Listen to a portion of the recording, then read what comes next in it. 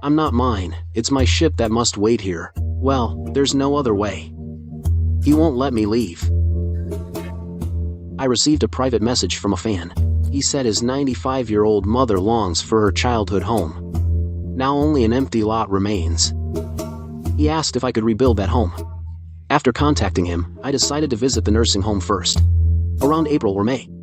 She kept talking about going home. Her daughter told her there's nothing left. No one lives there anymore. But she insists on going back. Her daughter's love became these scattered clues. We tried to piece together the past from faded photos and her memories. She spoke of her childhood in that home. Her voice choked with emotion. In that moment, I understood. This was more than just a model order. It was a profound responsibility. Back home, my desk was covered in sketches. I drew over and over, revising again and again, trying to build a 3D home from 2D clues. From the roof beams to furniture layout, each revision brought it closer to reality. With hand-drawn sketches and a basic model, I sat before her daughter once more. Was the bed in this position? Did the cabinet door open to the left? We were like archaeologists, carefully piecing together memories. This process was a long dialogue with time. Every scale adjustment, every structural redesign, was a struggle with memory itself.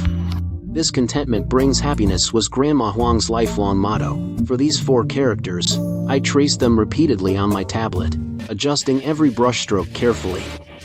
To accurately recreate the old house, I used over 30 filament colors, totaling more than 100 prints. This tested the printer's precision, but my BambuLab P1S remained stable. With the 0.2mm nozzle's help, I perfectly recreated the old house layer by layer.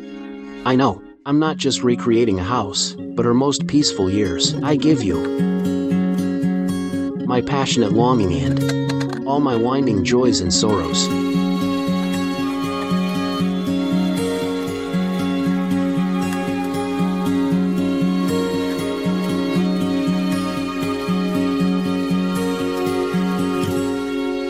For me, this rattan chair of yours held Grandma Huang's weariness.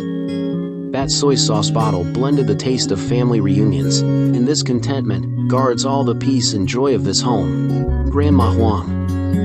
Hello, I came to see you. None of us expected that when this tiny home was held in our hands. Those long-buried memories, like a gentle key, clicked softly open. The bathroom is still there. The layout is a bit more cramped, right? Yes. I remember the little things. Right, they're not so little now. Then this leads to the bedroom. It's about 12 or 13 square meters, right? This is the balcony kitchen. Yes, the kitchen, yes. The stove was on the balcony. Yes, yes. But I couldn't quite picture it. But as you described it, now that you've explained it, I'm starting to feel it too. It's as if his thoughts, tangled for so long, finally found their way home in this moment. His whole world settled quietly, firmly, into this tiny model. Highs and lows, boom. I'm leaving now. Goodbye, Grandma. You're leaving? Goodbye. Goodbye, Grandma. Grandma welcomes you to come back again. Bye-bye. Grandma. Goodbye. All right, I'm off now. Goodbye then.